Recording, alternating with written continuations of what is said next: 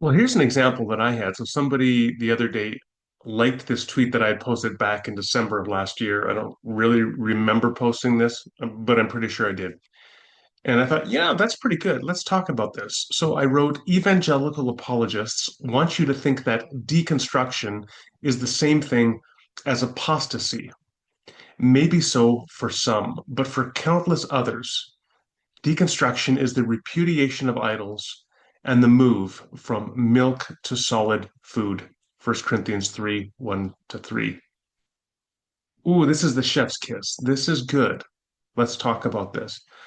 So, the first thing I would want to say is I've lived in the subculture of evangelical apologetics back to the mid 1980s when I was reading John Warwick Montgomery and Josh McDowell and I don't know, a smattering of others.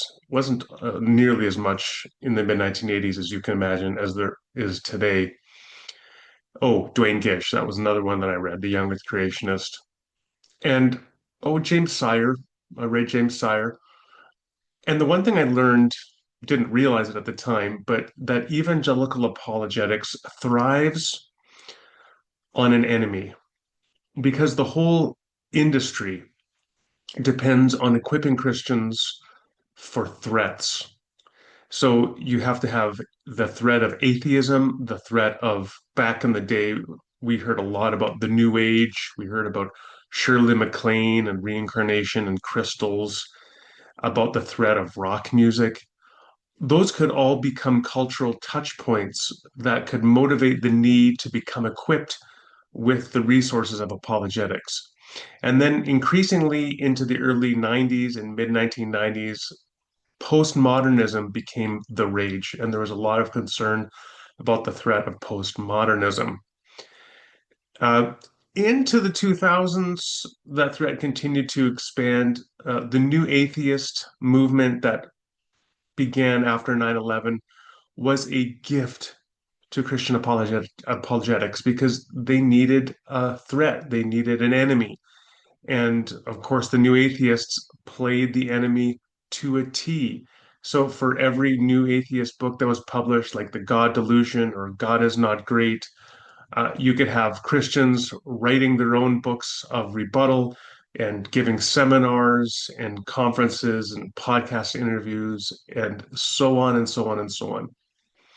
And then there was the threat, and this is a particularly effective threat, the threat of people who profess to be Christian, but in fact are wolves in sheep's clothing and are undermining Christianity from the inside. And that's where things like the emergent and emerging church became a threat and a target.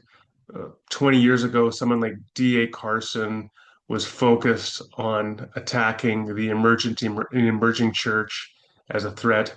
Brian McLaren and a new kind of Christian became this great threat. So you had to equip your apologists against Brian McLaren and the deceptions and the lies and the trickery and the malfeasance of these people who profess to be Christians, but really were undermining it from the inside. And then into the late 2010s, into the 20s, as the term progressive Christian became more common, the target shifted to that, along with the concept, the umbrella concept of deconstruction. So the evangelical apologists then would present this idea of deconstruction as meaning apostasy and a destruction of the faith from within when you don't even realize it. It's kind of like some parasitic organism or a cancer that grows within you and completely undermines your faith, changes it into something else until you till it's too late and you don't even realize it. And so you had, for example, people like Alyssa Childers with her book Another Gospel. So it's been a little while since I have talked about Childers. Of course, anybody who has followed my channel for a while knows I have done a lot on Alyssa Childers, but it's just worth highlighting within this context. This is just an insane book, and it was hugely popular. She has built her whole pseudo ministry off of the insane claims of this book. The claims of Another Gospel is that quote unquote progressive Christianity is a completely different religion than Christianity. And she talks about specific individuals in her book, like Brian Zond and Peter Enns and Rachel Held Evans, claiming that they are adherents of a completely different religion. So take Brian Zond as an example. Brian Zond is, in fact, I would call him a low church Protestant. He's been the pastor of Word of Life Church for 40 plus years. He is a bulwark in North American Christianity he's an institution. He's written multiple books talking about Christianity and the gospel, like Sinners in the Hands of a Loving God. Hugely impactful book. Farewell to Mars, another one. Many other books he's written. Very powerful preacher. And his church confesses the Apostles' Creed and the Nicene Creed, which are the two most important creeds in historic Orthodox Christianity to define Christian confession. He is, by any reasonable definition, a Christian. Alyssa Childers wants you to believe not only that he's not an Orthodox Christian, that he's aberrant in some way. She wants you to believe he is as much a Christian as a Buddhist teacher or a Muslim imam. I mean, it's insane. That is insane. She wants you to believe that the late Rachel Held Evans and Peter Enns, who are both Catholic, they are both Anglican, confess the article, the 39 articles that the Anglican Church follow the Book of Common Prayer, that they are not Christians at all, but adherents to another religion. She would want you to believe that I am an adherent to another religion. Again, not even aberrant, but like a Muslim imam. It is insane. It is so stupid and offensive. And I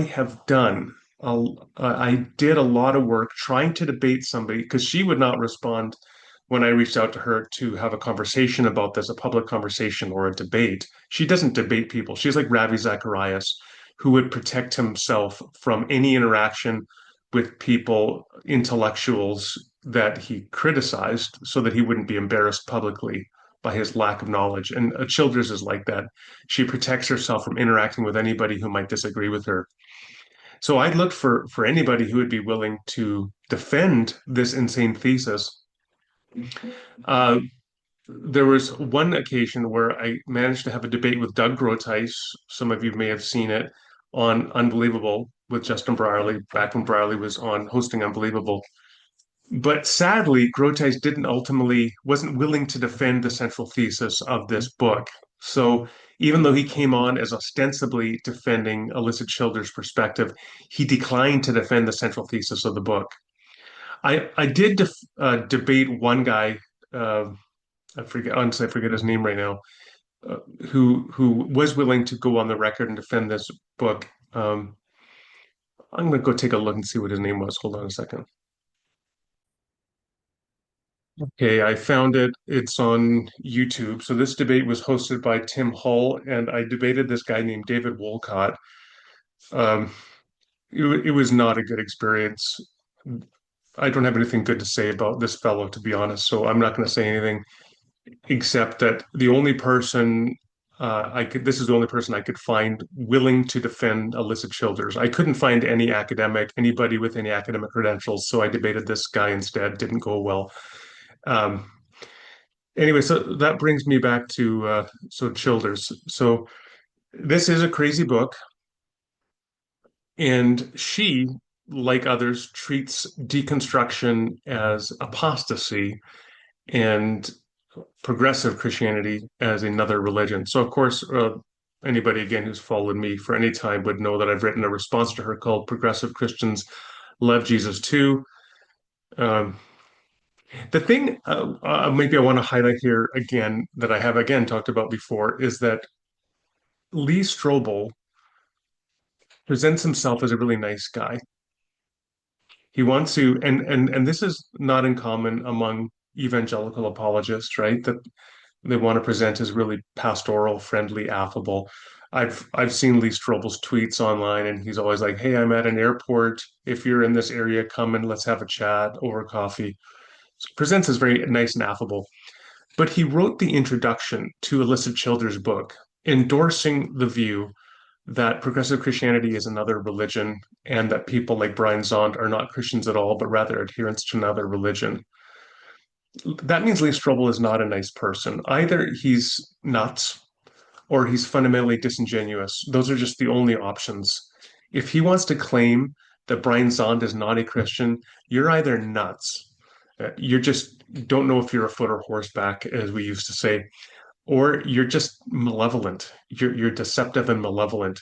Same thing for Sean McDowell, another guy who presents himself as being very nice and affable, wanting to have conversation, but has been a big promoter of Alyssa Childers' lies and then runs away and won't defend them when I publicly have tried to have a conversation with Sean about it.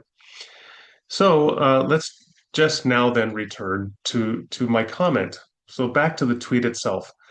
So these people, because they need enemies, they misrepresent what deconstruction is. Deconstruction is not apostasy. Deconstruction is becoming critical about some belief system that you have had and reevaluating it, taking it down to its component parts, and then reconstructing something afterwards that is more defensible, has more integrity, is more plausible, more a better fit to the evidence. That is a general, this is what's called growing up, or as Paul said, moving from milk to solid food. And it, in fact, has always been part of Protestantism explicitly when we say the Reformation Church is semper reformanda, is always reforming. That's collectively as a community and also individually. If you are truly a disciple, you should always be growing, changing, reforming, becoming better. And that includes having a fuller, deeper, more robust, more profound, more integral understanding of the framework of your beliefs. If you believe the same thing when you are 56 as you believed when you were 6 about Christianity, that's nothing to be proud of. That's something that is an indictment of your lack of intellectual and spiritual growth and maturation. But if you do move between 6 and 56 from milk to solid food, that will inevitably involve all sorts of experiences of deconstructing particular theological ideas, convictions, beliefs, belief systems, and then reconstructing something else in their place. And if there's somebody who wants to claim to you, gets you to believe that this process of rethinking your theological beliefs and moving from milk to solid food through the process of deconstruction and reconstruction is somehow in its DNA apostasy, well, they are either a deceiver or they are a cult member. I mean, I don't know what else is there here. It is so fundamentally ignorant to spread fear and paranoia about people who are simply looking to understand better what it is that they believe, or as um, St. Augustine famously referred to it, faith seeking understanding.